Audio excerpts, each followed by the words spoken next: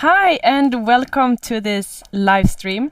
I am Amanda from Playful Magazine and I'm right now in Modeselektor studio in Berlin to talk about the release of the sample pack that they are creating together with Ableton named Extended Sounds. And this is pretty much different sounds that you have collected from this very studio with gear you had since you were teenagers and some other sounds that we'll talk more about later. Now you can turn back time. You have already released all your secrets. Have you ever regretted it? I think the time was coming to show to all the people the secrets. It's not really a secret. It's the people can't see it here behind here. It's full of synthesizers, old ones, new ones, broken synthesizers. Some synthesizers we are still missing the power unit. So, but there's a way to start it. And it's another point is sometimes all this old gear sometimes it breaks, and that's better to have it in a box as a digital. It's a sound, before we throw it away. We don't throw it away. No, there's a lot of stuff here. I think regretting is not really describes not really the feeling. It's more like opening up a little bit too much privacy. It's kind, you know what I mean? It's like when you talk too much about things you don't want to talk sometimes, and with people you don't really know. And so I think with releasing this sample pack, it's like really showing a lot of our very own and personal tools. So some of the instruments are, you mentioned it already, very old, and we have them our whole Modeselektor live here, and we never recorded them, and we never had the idea or we were too messed up and lazy to digitalize all the analog equipment. But this is what we did with some help, of course, because it was just too much work for us. Oh yeah. So it's a bit sensitive then, like. Yeah, it's more than releasing just music. It's the you're releasing the elements and the also a little bit the way how you create music and how you make music. And it's a little bit over the top for my emotional side. So, but we decided to do it, and it's about time to do this because we never did. Yeah. Yeah. You also can see it as a DNA. It's the whole extended project. We opened the Modeselektor DNA with tracks you never heard, and also the sounds or the instruments where it is from. And I think it's a kind of private view in a secret picture album or photo album. Wow. To speak more about the creative process, when you create, it can maybe. Do you ever feel that you kind of get stuck in old patterns, like everything is on repeat? And if so, do you have kind of a way on how to kick your brains into new creative ways to get new oxygen? Yeah, it's basically new gear. When you get a new instrument or a new effect or new software, then you start to reboost your this is how I do it, to start to boost the creative process again. So because the music we are not really trained musicians. We never went to university and studied music production, or had some teachers who showed us how to use a synthesizer or compressor. So this is all DIY. And So our way of creating is based on sound all the time, and as soon as we get new sound input, like even sound, textures of sound and noises and different colors in sound who are inspiring. So which are inspiring. So that's why we have a lot of analog gear, and we collected this over the year, but we just kept the core. So we just kept the stuff we really connected with, like this synthesizer we bought in Manchester 15 years ago, or the 909, which is with us, or with Shari bought it when he was 1993, or the 808, the same, or the Juno synthesizer, or the Nordlead one. And so we have connections to all of these machines. And and in terms of repeating patterns in a studio, it's of course difficult. So for me it's very I think we make music since so many years, but I cannot tell you how and what is the best way, because it changes all the time and it's always different and it's always chaos. Okay, so chaos is not so bad then. No, it's good, but it's also exhausting sometimes. So you takes you a lot of energy, and takes a lot of, you waste maybe or maybe not. I don't know. Maybe I cannot tell you. It's a process. Yeah. And you were also mentioning that you two have been working together for a really long time. I'm curious to know, is there anything that the other person does when you're in a creative process that is really weird, but now you're used to it? I think to explain it, I mean, from my point of view, I'm more structured. So I need structure. I need my coordinates to know where I am and who I am, and especially while making music. And I see Shari as something like the god of chaos. He's like really, he wants to make free music, no rules, nothing matters, and this is sometimes not easy to combine. Okay. So I cannot work. Today we wanted to we make a little session here later on to show a little bit the sample pack from the inside, and so it's really, so the way how we work is super different. But how would you say the two of you go from ID to full track? It's so different, all the time different. There's no receipt for it. I mean, I wish there was one, but there's no receipt. It's always different. So it's basically based on an idea one of us had. Yeah, but you have different roles in the creative process. Like, is there something that, like, for example, one of you jams more and then the other one puts it together a little bit more, or is there some lead there, or it's the question of inspiration. Yeah. So we can sit together and starting from scratch, or I think someone wrote an idea at home, in a plane, in a hotel room, or in a studio. So just 8 bars as in Ableton Live, for example, and then here that's a sketch. So 8 tracks, and I would say most. If there is an inspiring moment, someone jumps off. So, and it's very simple. So also talking about roles, if Gernot is doing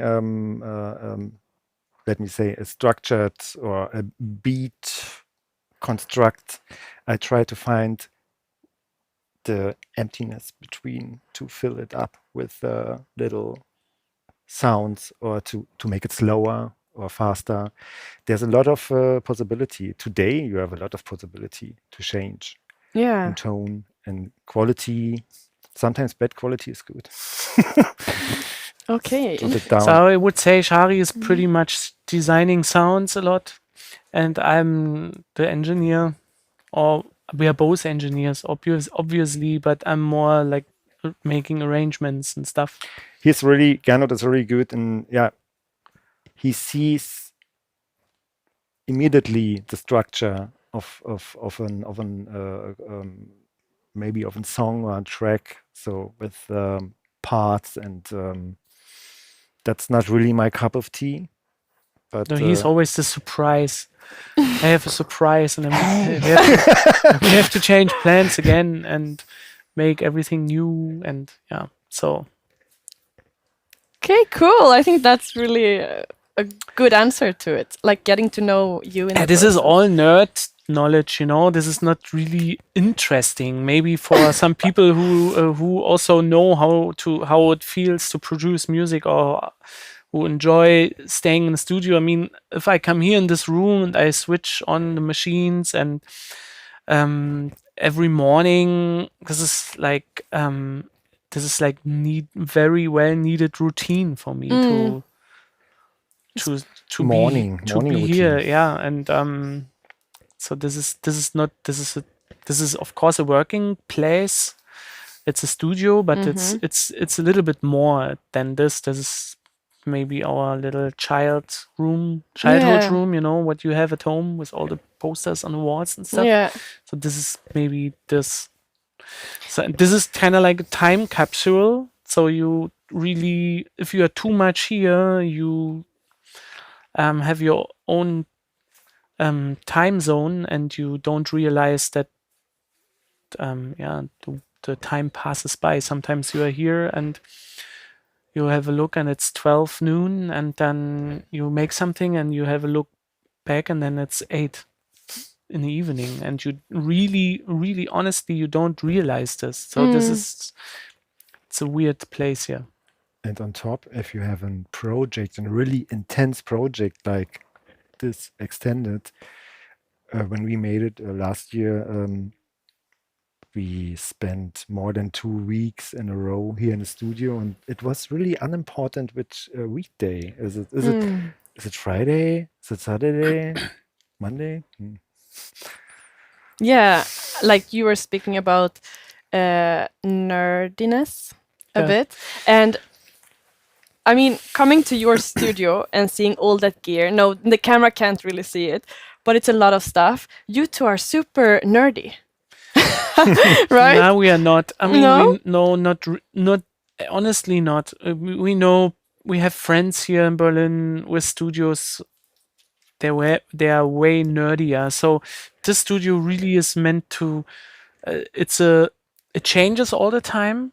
So that's the sad side of all these changes is that most of the instruments are not plugged in, because we change them all the time and take them out, put them in the back in the case, and try something new. And it's a coming and going all the time. And we try, since we are having studios, to have a kind of like a fancy studio with all the Euro racks running and all the synthesizers plugged, and just one hit the button and everything works. We never managed to do that, because we changing the stuff all the time. Okay. So it's a nightmare. But if since you have so much gear, I'm thinking like if you could only bring one of the gear each to an island, and the rest would be the sample pack that you created, which one would you bring and why? I think you don't need anything else, because the sample pack contains all the essential stuff. But I think maybe an instrument where I have which I have a emotional connection with, and I think I would take a synthesizer, just because it's more fun than just a drum machine, because the drum machine is very limited. And so I think I would maybe take the Juno 106 or the Nord lead. Yeah, or MS-10. I don't know. I cannot decide. But it's synthesizer. I would take a maybe this one. Huh? No, This one is still a secret. It's from Netherlands. I bought it years ago, but it has a bug. There's a cassette tape, and I can't open it.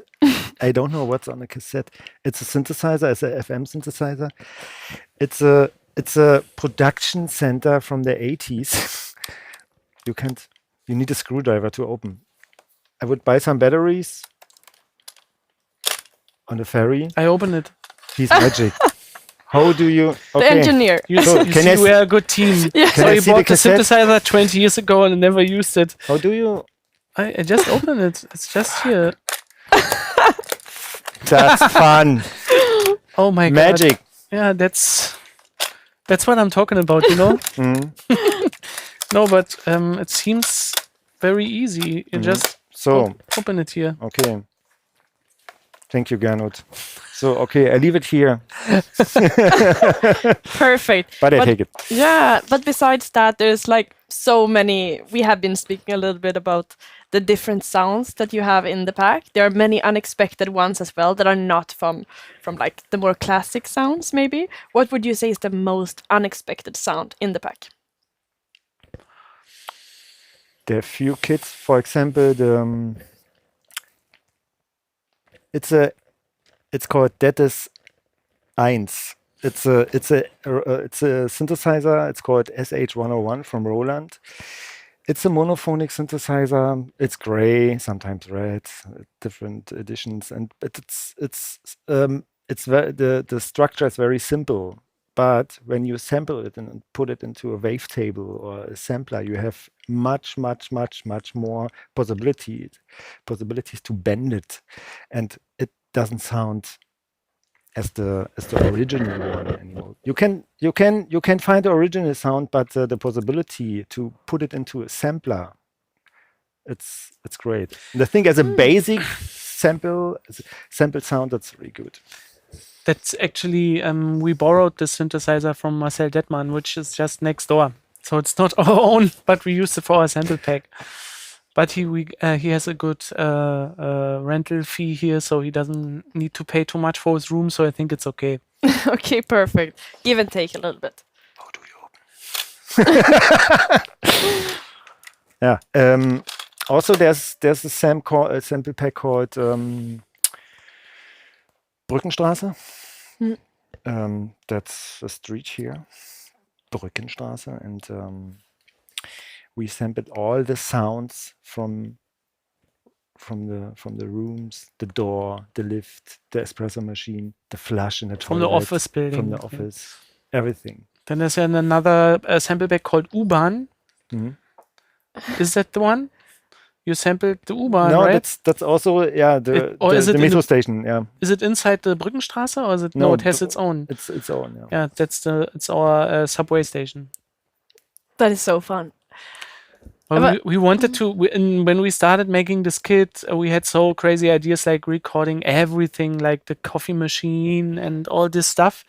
But we realized very quick that we really cannot do it ourselves alone because it's just too much material. And then we switched the idea more and more into recording the instruments from the studio, which is maybe has more value for a Modeselektor sample pack. Yeah, and I know that you also have mentioned that it's kind of a it's a bunch of happy mistakes. What do you mean with that? Our whole music career is based on happy mistakes. So it's that's what we always are looking for. So we were not the typical techno jamming producers who use a lot of MIDI. So we always record sounds and use them and re-record it and resample it again and using some effects and see what's going on and being very unorthodox and against the production rules in a studio sometimes. Mm. So, and when you work on a track and you re-record it, sometimes you have some glitches, or the tape is broken, or the wire has a missing contact, and the signal comes and goes, and all stuff like this we are using in our music. So we never throw stuff like this away. We don't like it clear and nice. It's always dirty and nasty.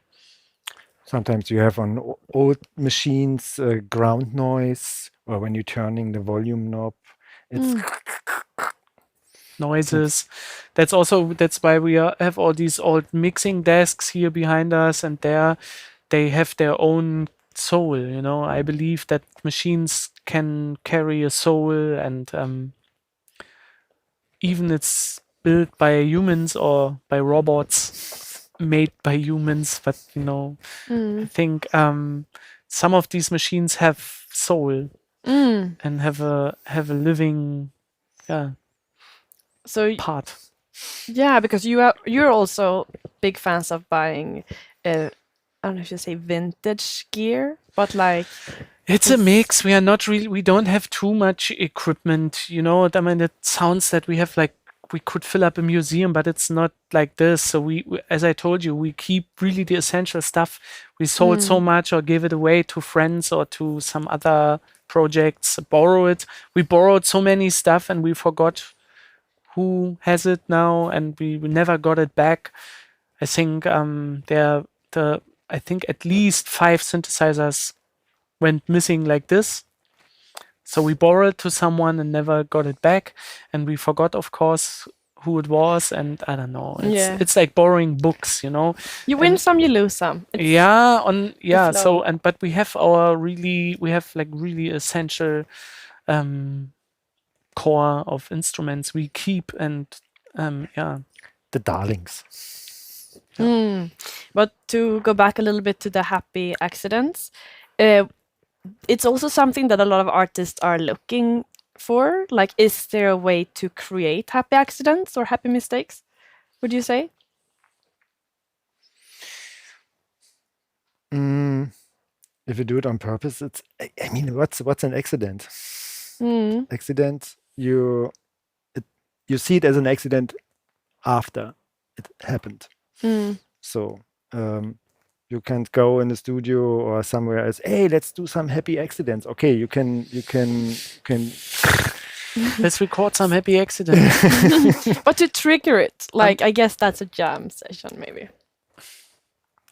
There are many accidents. Some of them are happy. I think my whole life is an accident. I don't know. No, but I'm happy. I think I'm a happy accident. We are all happy accidents. I don't know. It's just a term. It's something that you look for, stuff you create, and you prize yourself at the same time what you do, and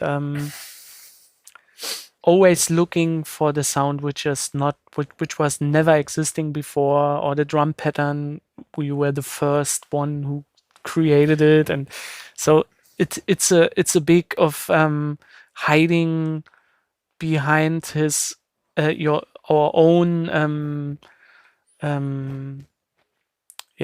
missing knowledge and skills being as a musician. So I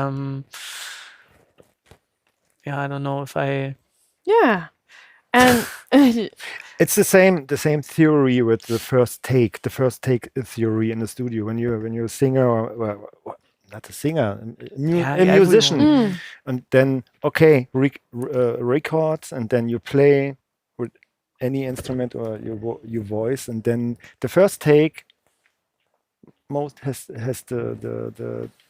the soul, and then the magic. Has the magic. Yeah. So, and then when you record it for 30 times, it's getting worse.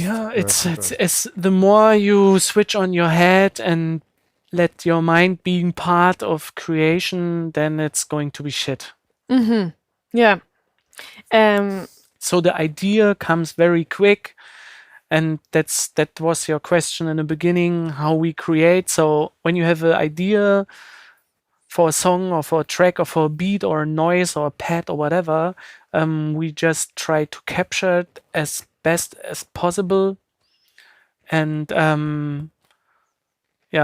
work on it later on with it from a different and having a view on it from a different angle, and trying to bring a structure from the outside into the idea, and so the next step of creation starts. So that's why we always had the dream of making the sample pack happen, because we can bring all our sounds everywhere. So you don't even need a laptop with a lot of CPU power. So you just need headphone and a MacBook Air, and that's it. So you can just work everywhere and create. So this is the sample pack, and the extended sounds. They are meant to help people to find their inspiration while looking for sounds and ideas. So it's a little bit like what we talked about before about the new oxygen. Maybe this is actually the new oxygen. Yeah, it's just a try, and I mean we not invented the wheel with this, and or reinvented the wheel. This is not rocket science. This is it's a personal show off our studio sound universe. Okay, and you have also worked on this together with your friend and colleague, who's your sound engineer, Felix Zoepf, who's also somewhere here, and maybe he could even join us. There we go. Hi. Felix. Best happy accident. So, Felix, how have you all been working on this together? So let me introduce Felix. Hi, Felix. First. Yeah. So Shari and me and we know each other since too long, and we tour with Felix. Felix is our front of house mixing engineer normally, and we tour with you 10 years. I think 2009 was the first gigs. Yeah, so with the other project. So we have also this other project. We also work with Felix there, and when the Corona pandemic started, we just had the idea to work with him more in the studio, not on tour. And this is actually how we came up also with the idea, because without him it wouldn't have been possible to make this sample pack, because he made all the work basically. He's well organized. I did the heavy lifting of all the instruments, putting them from there to over there. No, but Felix, I need to say, Felix is also a very creative human being and very talented musician at the same time. But he's also a very good engineer and operator, so he's an all-rounder. And we known each other for a long time, and it's easy for us to work with him. And he, maybe you explain how you started recording the whole bunch of beautiful machines. Yeah. Okay. Yeah, I recorded most of the stuff you hear in the sample pack, and it was a lot of work. On Sundays. On mostly Sundays and on weekends. Yeah, with a tedious, long, boring work.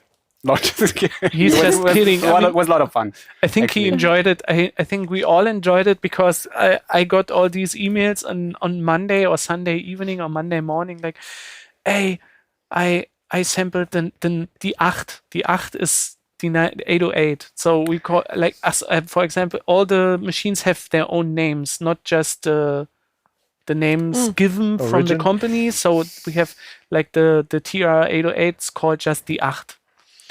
Die 909 ist die 9. Then, in the local. yeah, like in the That is 1 studio. is Marcel Detmann's SH101, for example. Yeah, that is 1, exactly. Or Die 2. der Nord, Yeah. Nordlied, the Nord. So Juno is Juno, Chromas, Chroma. So they have all names, and he kind of also lived with all this studio the last couple of years, so he knows all this shit. So he's kind of like not the prosecutor from this place. He's he's the janitor. You're the janitor. In its best sense. Is it okay to say that? If you please. No, he's Master. come on. He's kind of like he's the good soul of the studio. I understand the studio. He built it. And And by the way, we called him many times. He's also like a hotline. Hey, Felix, what? All the time. All the time. We call him. that's why I work here now, finally. I made it so complicated, so they have to call me all the time. In the end, they have to hire me to work He in the has studio. Smart, very but smart. He has this positive, or not. It's not positive. He has this skill. I know him very well. So and he's an engineer. And when you like tour with him and work with him, I'm always surprised when he comes on the festival site and he goes to the front of house and he sees a mixer I never heard before, and he always says, I know this. yeah. And then he's pushing a few buttons and says, it needs a new firmware and stuff like this. So he's the nerd. Yeah, there we go. Yeah. So, and we were kind of like the counterpart of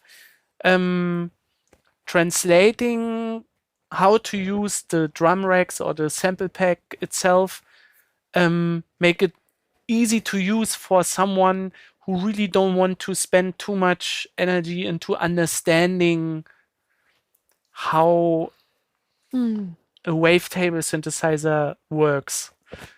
So we try to make presets and sounds which are sounding fat from the beginning. That's it. So we have, for example, also effect racks. There's the saturation section with only 3 effect racks, and you don't need more because that's it. Even buttons to turn, just 5, 4, or 8, 4 or or 8, 6, 8 buttons. Yeah. Simple.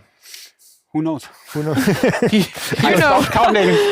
We know I that stopped counting knobs a long time ago. Exactly. But okay, but yes, you also mentioned that Felix has been touring with you since 2009, something like this. Speaking of touring and live gigs, playing live, how will this sound pack change how you will perform live?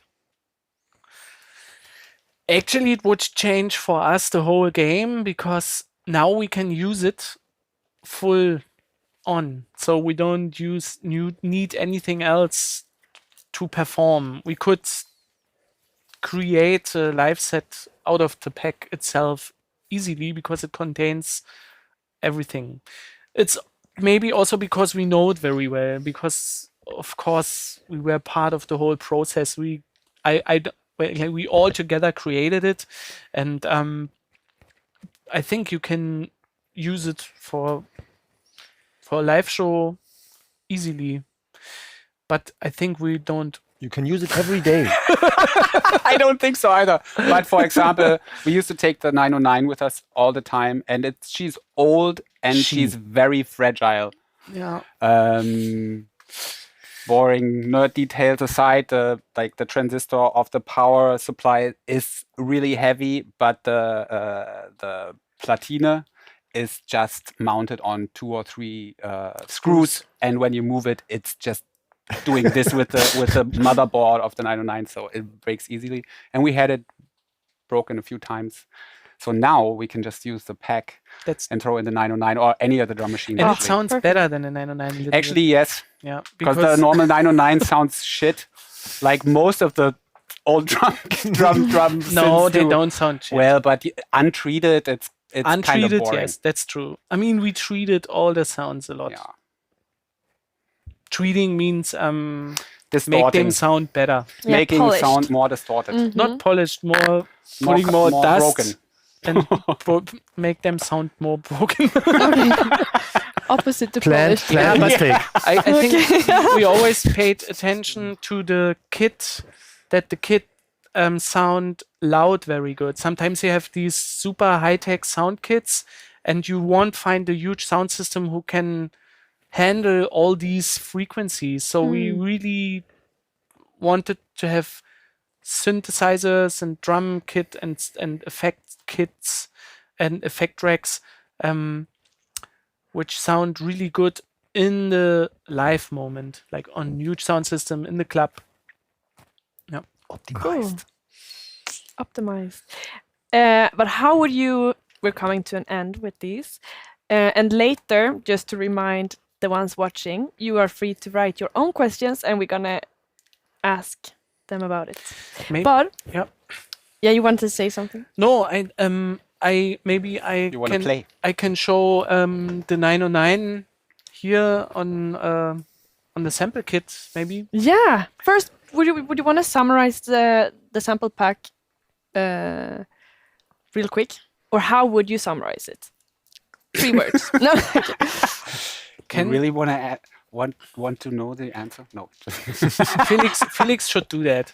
Felix should do that. Yeah, we sold Ableton a bag of happy mistakes. How many samples? How many Felix? samples contains it? Sets. I don't know. It's about 2,000 samples. Some of them never left my computer and stayed with us on our side, but it's about 2,000 samples, and it's a lot of instruments, and it's not the sample size, but there's so many sounds in there, and you can tweak every sound in any other way. So there's categorizations with keys and pads and bass sounds and stuff. But actually, for the synth section, any synth can sound like anything. You can make with any instrument. You can make a bass or a lead sound or a pad sound. Any synth can sound like a 909. I think so. Any synth can sound like an 808. Yeah. Is that true? It's pretty much true. If you open it up, though, you have to open up all the instruments, and then you can tweak them. I don't think so. Okay. Maybe we should prove it. If you want to show a little bit. Yeah. Let me see. So I would try.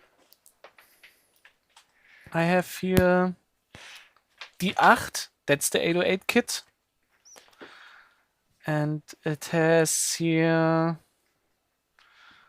the distortion effect rack called einfach dicker, which means simply fat in German. So let me see if that's...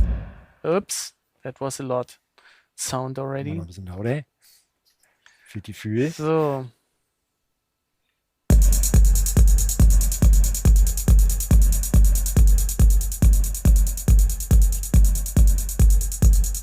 So that's the 808. With a reverb on it.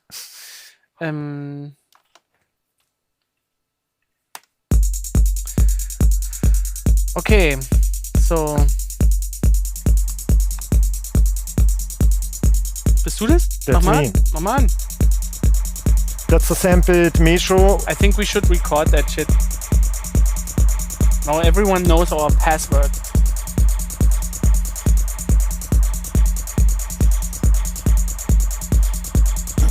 So we are going to record this session here, and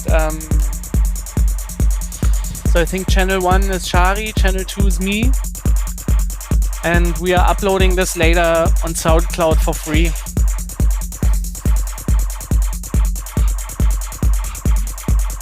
So I'm tweaking with the U-Bahn kit. Hast du das U-Bahn-Kit hier? So, Yeah, I have it here. so we are not using any MIDI controller here, just to make it as real as possible.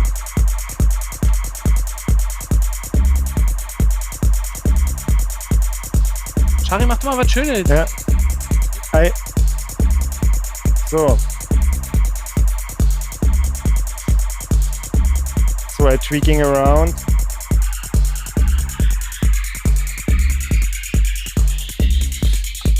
You can pitch it.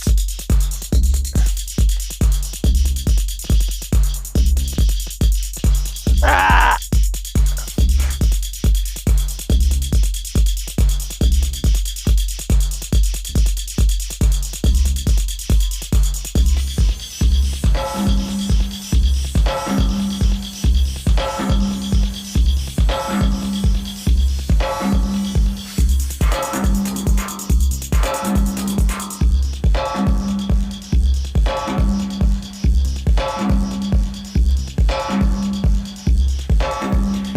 Und jetzt gleich.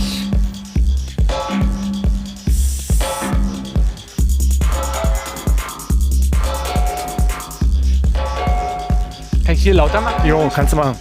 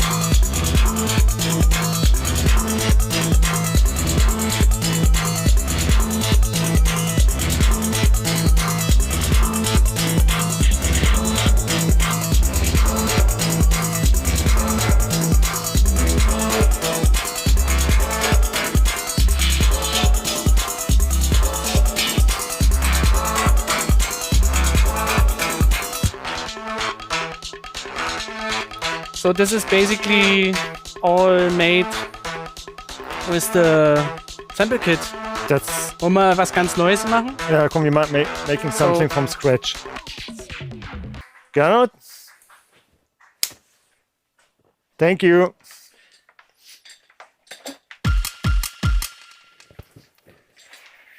Okay, so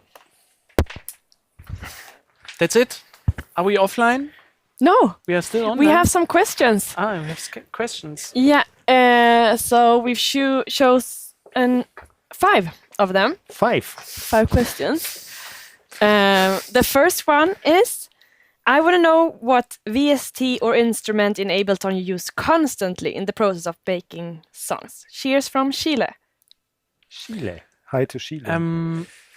Which VST from Ableton I use all the time? Drum bass.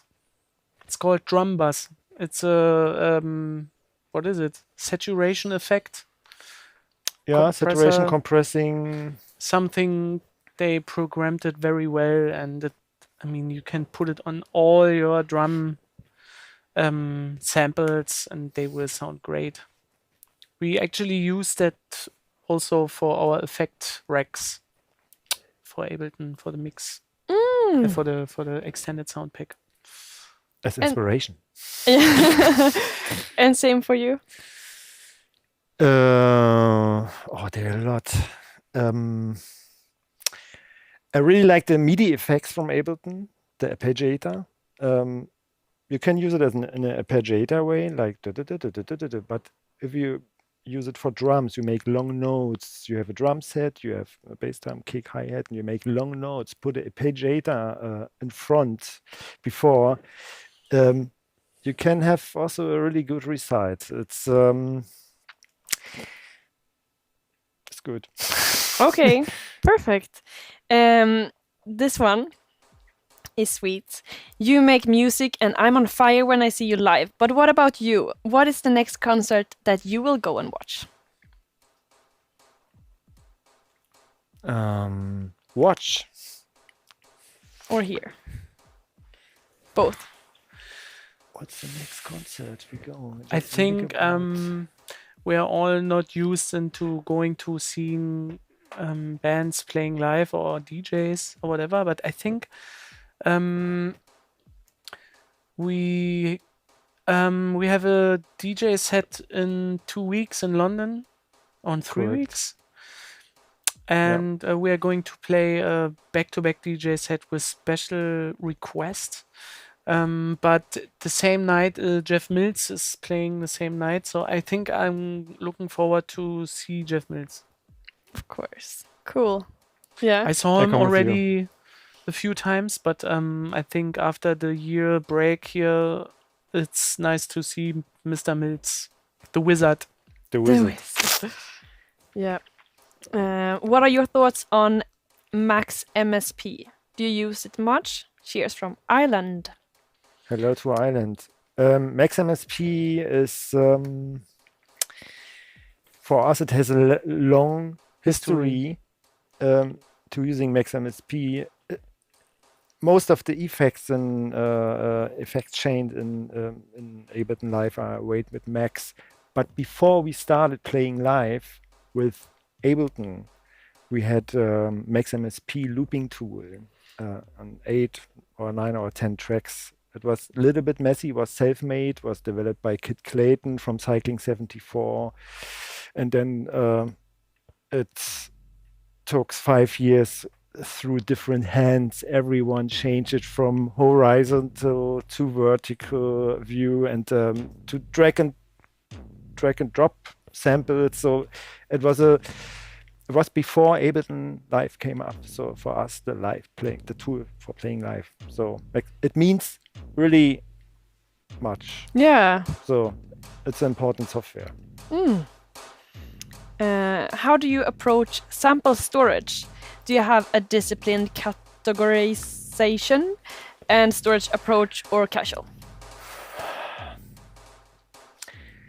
We have a discipline. We try.